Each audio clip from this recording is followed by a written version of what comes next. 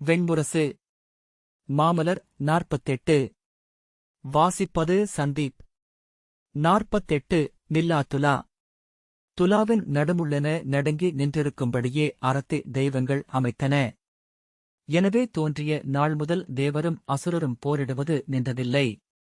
எவரும் முற்றிலும் வென்றதுமில்லை, முற்றழிந்ததுமில்லை.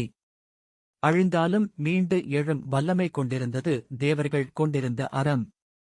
ஒரு துளி 1000 கோடியென பெருகும் ஆற்றல் கொண்டிருந்தது அசுரர்களின் மரம். அமுதம் தேவர்களின் உணவு. நஞ்சே அசுரர்களுக்குரியது. அமுதோ நஞ்சின் இளையோள். தேவர்களின் ஆசிரியர் பிரஹஸ்பதி. அவருடைய முதல் மாணவராகிய சுக்கிரரோ அசுரர்களுக்கு வழிகாட்டி என்றானார். அறிந்து கடந்தமையின் அமைதி பிரஹஸ்பதியில் நிறைந்திருந்தது. அறிந்து நிறையாத விசையே சுக்கிரரை ஆண்டது. அப்போர் ஒருபோதும் முடிவுறுவதில்லை. கசியப பிரஜாபதிக்கு திதியில் பிறந்த அசுரகுடியான தைத்தியர்களில் பெரும்புகழ் பெற்ற ஹிரண்யகசிபுவும் ஹிரண்யாக்ஷனும் பிறந்தனர். ஹிரண்யகசிபுவுக்கு அனுலாதன், ஹ்லாதன், பிரஹ்லாதன், சம்லாதன் என்னும் மைந்தர்கள் பிறந்தார்கள். அவர்கள் ஒவ்வொருவரிடமிருந்தும் அசுரகுலம் பெருகிப் பறந்தது. சம்லாதனில் ஆயுஸ்மான், சிபி, பாஸ்கலன் என்னும் மைந்தர்கள் பிறந்தனர். பிரஹ்லாதனிலிருந்து விரோசனன் பிறந்தான். விரோசனனின் மைந்தன் மகாபலி. அவன் மைந்தன் பாணன். ஹிரண்யாக்ஷனின் மைந்தர் சம்பரன், சகுனி, திரிமூர்த்தன், சங்கு, அஸ்வன் என்னும் அசுரகுலத் தலைவர்கள். பேராற்றல் கொண்ட தைத்தியர்களில் ஒருவன் சூரபத்மன். அவனிடமிருந்து பானுகோபன், அக்னிமுகன், வஜ்ரபாகு, ஹிரண்யன் என்னும் மைந்தர்கள் பிறந்தனர். சிம்மவக்திரன், தாரகாசுரன் என்னும் பேராற்றல் மிக்க அசுரர்களும் அக்குலத்தில் எழுந்தவர்களே.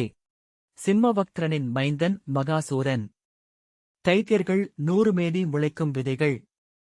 விருத்திரன், நரகன், மகிஷன், இரக்தபீஜன் என அவர்களின் குலமூதாதையர் 1001. அவர்களின் குலங்களோ 12000. அவர்களின் குடிகள் 18 லட்சம். அவர்களின் எண்ணிக்கை கணங்கோடி என பெருகுவது. பெருகுவதால் அழிவின்மையை அடைந்தவர்கள் திதியின் மைந்தர். கசியபருக்கு திதியில் பிறந்த மைந்தனாகிய விருஷபர்வன் இறங்கி கங்கை கரையில் மகாதைத்யகம் எனும் நகரை அமைத்தான். அங்கு முடிசூடி அசுரர் குலம் செழிக்க ஆண்டான். அவன் கொடிவழி வந்து 108வது விருஷபர்வனின் ஆட்சியில் பாரதப் பெருநிலம் அசுரர்களின் கோலால் முழுதாளப்பட்டது. அவர்களின் சொல் செல்லாத மலையேதும் இமயத்தில் இருக்கவில்லை. கீழே கடல்களை அவர்களின் ஆணை ஆண்டது. நாவலந்தீவின் தென்முனையில் அவர்களின் கொடி பறந்தது. மேலே வெம்பாலையில் அனைத்து சாலைகளிலும் அவர்களின் காவல் அமைந்திருந்தது. அவர்களின் வேதமே நெறி என்று அமைந்தது. மண்ணை வெற்றி கொண்டபின் விண்ணிலும் கொடி நிறுத்த விருஷபர்வன் விழைந்தான். ஒவ்வொரு நாளும் அதற்கென வழி எண்ணி தன் அரண்மனையில் நிலையழிந்து உலவினான். அந்நாட்களில் தன் அவைக்கு வந்த நாரதரின் கால்களை பணிந்து, விண்ணுலாவியாகிய முனிவரே சொல்லுங்கள், அரசனின் பாதை எது என்றான். நாரதர், அரசன் விதையினில் முளையாக வேண்டும். செடியெனில் மரமாக வேண்டும். மரமெனில் காடாக வேண்டும். எந்நிலையிலும் வளர்ந்து கொண்டிருப்பதே அவனுக்குரிய நெறி என்றார். முனிவரே, நான் மண்ணை முழுதாழ்கிறேன். இனி நான் செல்ல விண் ஒன்றே உள்ளது என்றான் விருஷபர்வன். நான் மண்ணில் அடங்குவேன் என்றால் என்ன ஆகும்? நாரதர், போதுமென்று எண்ணும் அரசனின் அரச இயல்பு ஒளிமங்கும். தேங்குவது நதியல்ல, பசியற்றது நெருப்பும் அல்ல என்றார். ஆம், நான் விண்ணை வெல்ல விழைகிறேன். இந்திரனின் அரியணையே இனி என் இலக்கு என்றான் விருஷபர்வன். சொல்லுங்கள், நான் விண்ணை வெல்லும் வழி எது? நாரதர், உன் விழைவு பிழையல்ல, அதில் நீ வீழ்வதும் அறமே என்றார். இன்று தேவர்களுக்கும் அசுரர்களுக்கும் உள்ள வேறுபாடு ஒன்றே. அங்கு அவர்களை சொல்லளித்து வழிநடத்த மாமுனிவராகிய பிரஹஸ்பதி இருக்கிறார். நிகரான ஒருவர் உங்களுக்கும் அமையும் வரை தேவர்களுடன் நீங்கள் நிகர் நின்று போரிட இயலாது என்றார். முனிவரே சொல்லுங்கள், பிரஹஸ்பதிக்கு நிகரான முனிவர் யார் என்று விருஷபர்வன் கேட்டான். ஒரு பேரறிஞருக்கு நிகரான பிறிதொரு அறிஞர் அவரது மாணவராகவே இருக்க இயலும் என்று நாரதர் சொன்னார். அதை அறியாத அறிஞரில்லை. எனவே தன் அறிதலில் ஒரு பகுதியை ஒருபோதும் அவர் மாணவனுக்கு அளிப்பதில்லை. தனக்கு இறுதித்துளி அறிவு அளிக்கப்படவில்லை என்று அறியாத மாணவனும் இல்லை. தான் அறிந்தவற்றிலிருந்து அவ்வறியாத பகுதியை கற்கும் பொருட்டு கற்பனையையும் அறிவையும் ஆழத்தையும் கூர்த்தீட்டிச் செலுத்தி தன் ஆசிரியன் அறியாத பிறிதொன்றை அவன் சென்றடைகிறான். ஆசிரியனை மாணவன் கடந்து சென்றாக வேண்டும் என்பது இப்புவி வாழ வேண்டுமென்று எண்ணும் பிரம்மத்தின் ஆணை என்ற நாரதர் பிரஹஸ்பதியின் மாணவர் சுக்கிரர். பிரஹஸ்பதியின் ஆழத்து அமைதியிலிருந்து முளைத்தெழுந்த அனல் அவர் என்றார். விருஷபர்வன் கங்கை கரையில் குடிலமைத்து தவம் செய்திருந்த சுக்கிரரை சென்று தாழ்வணங்கி அசுரர்களின் ஆசிரியராக வந்து அமையும்படி வேண்டினான். நான் உனக்கு அனைத்து அறிதல்களையும் அளிக்க முடியும், அசுரர் தலைவனே. ஆனால் தேவருக்கு நிகராக உன்னை அமைத்தல் என்னால் இயலாது என்று சுக்கிரர் சொன்னார். அமுது உண்ட தேவர்கள் அழியா பேறு கொண்டவர்கள். அசுரரோ அழிந்து மீளுருவாக்கம் கொள்பவர். சிறு ஒளித்துளி பேரிருளை விலக்குவது போல தேவர்களால் அசுரர்கள் அழைக்கப்படுகிறார்கள் என்பதே புலவியின் நெறி என்றார். விருஷபர்வன், ஆம், அந்த அறிய முடியாத எல்லையால் கட்டப்படுத்தப்பட்ட பெருங்கடல் நாங்கள். அதை கடக்கும் பொருட்டே தங்கள் காலடி பணிய வந்தோம். தங்களால் அது இயலுமென்று மாமுனிவராகிய நாரதர் சொன்னார் என்றான். அச்சொல்லால் ஆழத்தில் ஒரு நச்சுத்துளி மகிழ்வு கொள்ள அதை கண்களிலிருந்து ஒளி வெளிக்காட்ட சுக்கிரர், ஆம், எதுவும் என்னால் இயல்வதே. ஆனால் அதை நான் இயற்ற விழையவில்லை. இங்கு எதன்மேல் அனைத்தும் அமைந்துள்ளதோ அதை நான் அழிக்கலாகாது, செல்க என்றார். அவரது உறுதியைக் கண்டு ஏமாற்றம் கொண்டு வணங்கி விருஷபர்வன் திரும்பிச் சென்றான். மறுநாள் விண்ணில் தேவரும் கந்தர்வரும் யக்ஷரும் கிண்ணரரும் கிம்புருடரும் கூடிய வேள்வி ஒன்றில் தன் ஆசிரியரைக் கண்டு பணிந்து சுக்கிரர் விருஷபர்வன் தன்னிடம் வந்து வணங்கி உதவி கோரியதை சொன்னார். அழிவின்மை அசுரர்களுக்குரியதல்ல என்பது புலவியின் பெருநெறிகளில் ஒன்று. அதை அவனுக்குணர்த்தி திருப்பி அனுப்பினேன் என்றார். அப்போது மெல்லிய புன்னகை ஒன்று பிரஹஸ்பதியின் முகத்தில் வந்து மறைந்ததை அவர் கண்டார். ஆழ்புலன் ஒன்று கூர்மை கொள்ள தாங்கள் எதை எண்ணி உவகை கொண்டீர்கள், ஆசிரியரே என்றார். தன்னை திரட்டிக் கொண்டு தேவர்களின் அழிவின்மை அமுதத்தால் அமைகிறது. அசுரர்கள் அதை உண்ணவில்லை என்றார் பிரஹஸ்பதி. ஆம், அதை அனைவரும் அறிவோம். தாங்கள் எண்ணி புன்னகைத்தது அதனால் அல்ல என்று சுக்கிரர் சொன்னார். அதை நான் அறிந்தாக வேண்டும். ஏனென்றால் அப்புன்னகை என்னை நோக்கி தொடுக்கப்பட்டது. சஞ்சீவினி என்னும் ஊழ்கனும் சொல் ஒன்றுள்ளது. தேவர்களின் அழிவின்மையை பிறருக்கும் அளிப்பது அது. அதை எண்ணிக்கொண்டேன் என்றார் பிரஹஸ்பதி. தேவர்களின் அழிவின்மை என்பது ஒரு சொல்லின் அழிவின்மை மட்டும்தான். அதை தாங்கள் அறிவீர்களா என்று சுக்கிரர் கேட்டார். இல்லை, அதை முதல் தெய்வங்கள் மூன்றே அறியும். தேவரோ முனிவரோ அதை எய்த இயலாது என்று பிரஹஸ்பதி சொன்னார். அப்படியென்றால் அதை நீங்கள் எவ்வண்ணம் அறிந்தீர்கள் என்றார் சுக்கிரர். என் ஆசிரியரான அகத்தியர் அதைப் பற்றி சொன்னார். அறியத் தேவையில்லாத அறிவு அது. அதை அறிந்தவன் அறியாமையின் ஆணவத்தை அடையக்கூடும் என்றார். சுக்கிரர் ஆசிரியர் சொன்னதை எண்ணிக்கொண்டிருந்தார். பிரஹஸ்பதியின் அப்புன்னகையை அவரால் கடந்து செல்ல முடியவில்லை. மீண்டு தன் தவச்சாலை நோக்கி நடக்கையில் அவ்வெண்ணம் பெருகி குவிந்து மேலெழுந்தது. தன்னிடமிருந்து தன் ஆசிரியர் மறைத்துள்ள அறிதலின் உச்சம் அதுவே என்று எண்ணலானார். மாணவன் மிஞ்சிச் செல்லலாகாது என்று எண்ணும் ஆசிரியனின் சிறுமை. ஓர் அறிவின் முடிவு என ஒன்று உண்டு என்றால் அதுவே அவ்வறிவின் மையமும் உயிரும். அதை அறியவில்லை என்றால் எதையுமே அறியவில்லை என்றே பொருள். மறுநாள் பிரஹஸ்பதியின் குறுநிலைக்குச் சென்று அவரது தனியறைக்குள் நுழைந்து நெற்றி மண்பட வணங்கி காலடியில் அமர்ந்து சுக்கிரர் கேட்டார், ஆசிரியரே, தாங்கள் அறிந்தவற்றில் நானறியாது எஞ்சுவதென்ன? அவர் விழிகளை நோக்கி, நான் அறிந்தவை அனைத்தையும் உன்ககளித்து விட்டேன். நான் அடைந்தவை சில உன்னால் அடைய முடியாதவை என்றார். சினத்தை அடக்கியபடி நான் அடைவதற்கரியது எது என்றார் சுக்கிரர். அடக்கம். இவ்வினாவை என்னிடம் கேட்கலாகாதென்று நீ அறிவாய். கேட்காமலிருக்க முடியவில்லை உன்னால். தன் சினத்தையே ஆற்றலெனக் கொண்டு அக்கணத்தின் தடையை கடந்து சென்று சுக்கிரர் கேட்டார், சொல்லுங்கள், சஞ்சீவினி எனும் நுண்சொல்லை நீங்கள் அறிவீர்களல்லவா? பிரஹஸ்பதி புன்னகையுடன், ஏன் இந்த ஐயம் உனக்கு? அவை நடுவே உரைத்தேனல்லவா? முதல் மூவர் மட்டிலுமே அறிந்த சொல் அது. பிறர் அதை அறிந்தால் இப்புடவையின் நெசவே மாறிப்போகும். ஆக்கத்தாலும் அழிவாலும் ஊடுபாவாக ஓடி அமைந்தது இவ்வெளி. ஒரு முடிச்சு அவிழ்ந்தால் இவையனைத்தும் அழியும் என்றார். சினத்தை தன்னுள் நிறுத்தி எழுந்து வணங்கி சுக்கிரர் வெளியேறினார். செல்லும் வழியில் ஓடிய சிற்றோடை அருகே நின்று ஒரு பிடி நீரள்ளி கிழக்கு நோக்கி நீட்டி தனக்கென ஆணையுறுதி ஒன்றை விடுத்தார். ஆம், எனக்கு மறுக்கப்பட்ட சஞ்சீவினியை நான் அடைவேன். ஒருபோதும் அதை அடையாமல் அமையமாட்டேன். தன் தவக்குடிலில் சென்றமர்ந்ததுமே பிற அனைத்தையும் ஒதுக்கி தன்னுள் ஒடுங்கி அதை தேடிச் செல்லலானார். உண்மையென ஒன்றுண்டேல் அது இப்புடவியில் எங்கேனும் இருக்க வேண்டும். புடவியில் எங்கேனும் ஒன்றுண்டேல் அது அதன் ஒவ்வொரு துளியிலும் அமைந்தாக வேண்டும். வெளியே ஒன்றுண்டேல் அது உள்ளிலும் அமைந்தாக வேண்டும். உள்ளே அமைந்ததை அறிய உள்நுழைவதொன்றே வழி. தன் உடலென்றும் உள்ளமென்றும் சித்தமென்றும் கனவென்றும் ஆழ்தலென்றும் பெருக்கென்றும் ஆன ஒவ்வொன்றையும் தொட்டு தொட்டு இதுவல்ல இதுவல்ல என்று கடந்து சென்றார். ஒவ்வொன்றும் தன்னை 1, 100, 1000 என முடிவிலாது பெருக்கிக் கொண்டிருப்பதைக் கண்டார். உடலென்பது அவ்வளர்தலே. உள்ளமென்பது அப்பெருக்கே. சித்தமென்பது அத்தொடர்தலே. கனவென்பது அப்பரவுதல். ஆழமென்பது அச்சுழிப்பு. முழுமை என்பது மேலுமொன்றின் முழுமை நோக்கி எழுதல். ஒவ்வொன்றும்தான் பிறிதொன்றாயின. தன்னை நுண்மையாக உருமாற்றின. உருமாறும் பொருட்டு அழிந்தன. அழிந்தமையிலிருந்து எழுந்தன. அழியாத ஒன்றை எங்கும் அவரால் காண முடியவில்லை. 1000 அகாண்டுகளுக்குப் பின் அவர் அறிந்தார், அனைத்தும் மாறும் என்றால் அனைத்தும் இல்லை என்றே பொருள்.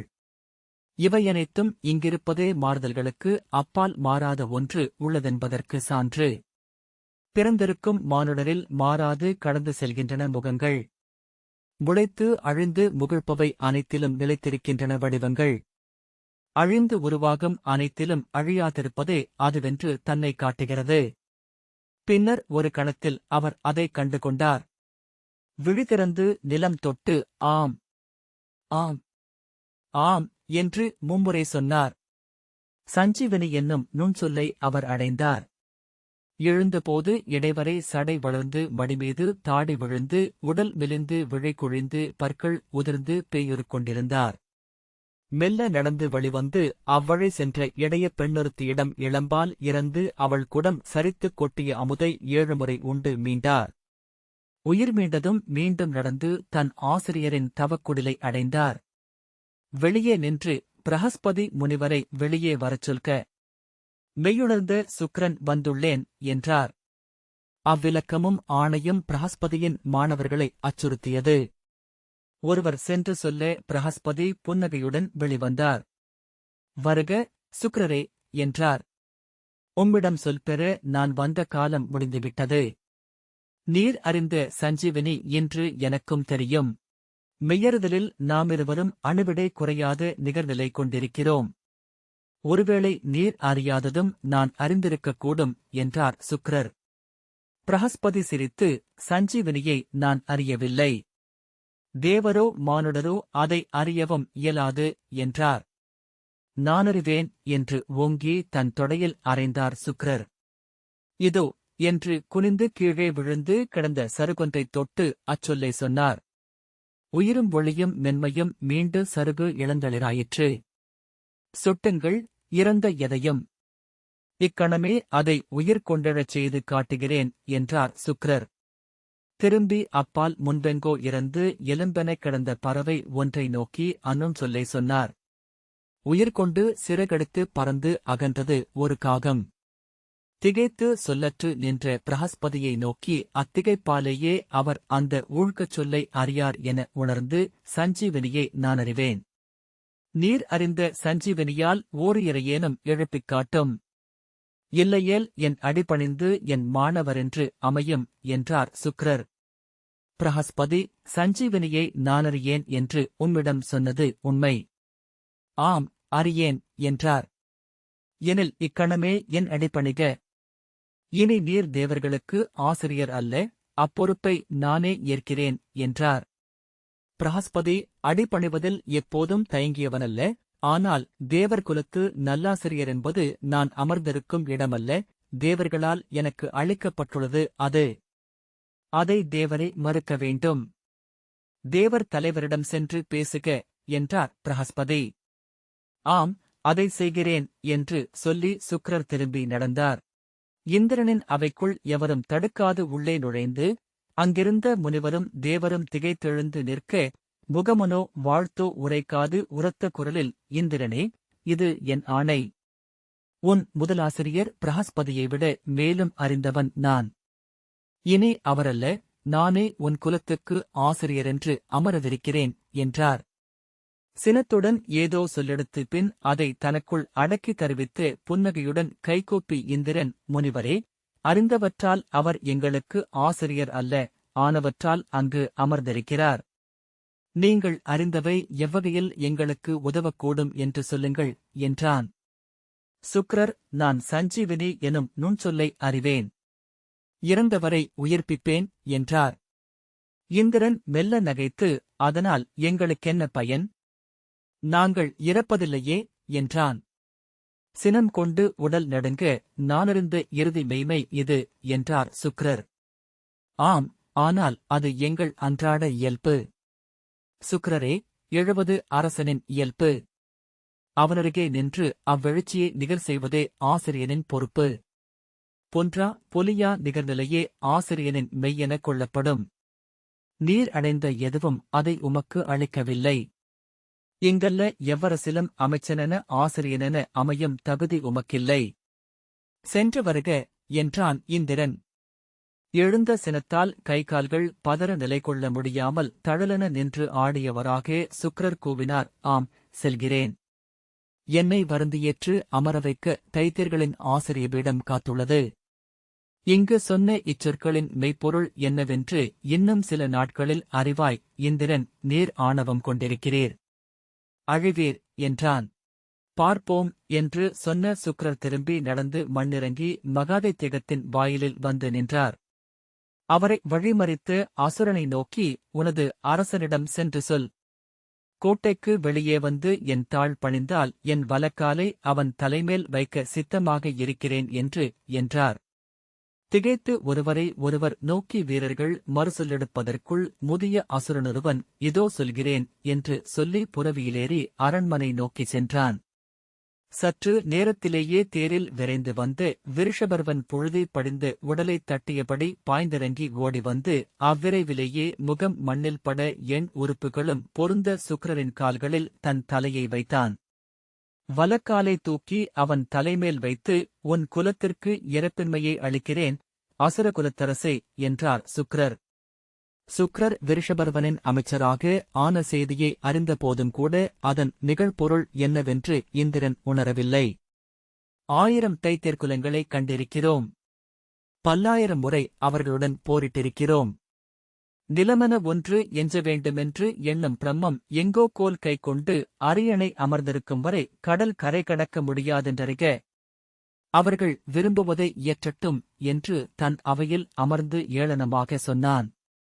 சுக்கிரர் விருஷபர்வனின் அசுரகுருவாக வந்த செய்தியை மண்ணெங்கும் பரவி கிடந்த தைத்தியர்கள் அறிந்தனர். குடிகளாகவும் குலங்களாகவும் திரண்டு பாடியும் ஆடியும் மகிழ்வு கொண்டாடி அவர்கள் மகாதைத்தியகத்தை வந்தடைந்தனர். கார்காலத் தொடக்கத்தில் முகில்கணங்கள் விண் நிறைப்பது போல அசுரப்படை பெருகியது. அவர்களின் போர் முரசின் ஓசை இடியென அமராவதியில் ஒலித்தது. மீண்டும் போருக்கெழுகிறார்கள். காடு தன்னைத்தானே எரியூட்டிக் கொண்டு அழிந்தாலொழிய புதுமுளைகள் முளைக்க இயலாதென்று அறிந்திருக்கிறேன். அவர்கள் திரளட்டும், நாம் படையுடன் கிளம்பலாம் என்றான் இந்திரன். தேவர்கள் நகைத்தனர். அமராவதியின் போர் முரசு ஒலித்தபோது அமுதுண்டு காமம் கொண்டாடிக் கொண்டிருந்த தேவர்கள் தங்கள் படைக்கலங்களுடன் திரண்டனர். அவர்களுக்கு முன்னால் வியோமயானத்தில் மின்படை ஏந்தி அமர்ந்திருந்த இந்திரன் செல்க என ஆணையிட்டதும் பார்க்கடல் அலை எழுந்தது போல் தேவர் படை போருக்கு கிளம்பியது. விண்சரிவில் இரு பெருக்குகளும் விரைந்து வந்து ஒன்றையொன்று சந்தித்தன. இரவும் பகலும் பொருதி அந்திச்செம்மை என குருதி பெருகலாயிற்று. போர் என்பது பெருமுயக்கம். ஒன்று பிறிதை அறியும் பித்து. ஒன்று பிறிதை ஊடுருவும் உவகை. ஒன்றென்றிருத்தல். இரண்டென்று ஆழம் தவித்தல். ஒன்றென்றாக்கும் ஒல்லாப் பெருஞ்சிறை உடைப்படும் திளைப்பு. இரண்டென்றாகி ஒன்று பிறிதை நோக்கும் திகைப்பு. பெருகுவதும் அழிவதுமென திகழும் மெய்மை. கொள்வதும் கொடுப்பதுமென இனிய வெறுமை. மெய்மையென மறுபெயர் சூடிய இன்மை. தேவர் படை அசுரர்களைக் கொன்று வீழ்த்தி கடந்தது. விண்ணேறி வந்த அசுரர்கள் காட்டெறி அணைந்தபின் கருத்துகள் மழையென உதிர்வது போல இறந்து மண்ணை நோக்கிப் பொழிந்தனர். மகாதைத்யகத்தில் சஞ்சீவனி எனும் ஊழ்க நுண்சொல்லை உரைத்து தன் கமண்டலத்து நீரை அமுதென ஆக்கிய சுக்கிரர் அதை அங்கிருந்த அக்டோபர் ஷயம் என்னும் மாபெரும் தடாகத்தில் ஊற்றினார். இது அமுது. இறந்த ஒவ்வொருவர் மீதும் இதை வீசுக. இது அவர்களை எழுப்பும் என்றார். அசுரர் படைகள் அத்தடாகத்து நீரை தோல் குடுவைகளிலும் பெருங்கலங்களிலுமாக அள்ளிக் கொண்டு சென்று இறந்து உதிர்ந்தவர்களின் மேல் தெளித்தனர். அந்நீர் தொட்டதுமே துயிலில் விழித்தவர்கள் போல உடல் சிலிர்த்து கண் விழித்து எழுந்த அசுரர்கள் எங்கிருக்கிறோமென உணர்ந்து மறுகணமே பெருஞ்சினம் கொண்டு போர்க்குரல் எழுப்பியபடி பாய்ந்து படைக்கலங்களை எடுத்தனர். பெருகிச் சூழ்ந்த கருமுகில்கள் பெய்து நிறைந்த பின்னும் ஒழியாமல் கற்பாறையோ என இருப்பதைப் போல் அசுரப்படை குன்றாமலிருப்பதை இந்திரன் உணர்ந்தான். மேலும் மேலுமென விரைவு கொண்டு அவர்களை வென்று கொன்று அகற்ற கீழ்த்திசையிலிருந்து பெருகி வந்து நிறைந்து கொண்டிருந்தனர். முடிவுறாதது அப்போர் என்றுணர்ந்ததும் இப்படியே இவ்வண்ணமே இப்போர் தொடரட்டும். நான் செல்வழி சூழ்ந்து வருகிறேன் என ஆணையிட்டுவிட்டு அமராவதிக்கு திரும்பினான். பிரஹஸ்பதியை சென்று கண்டு பணிந்து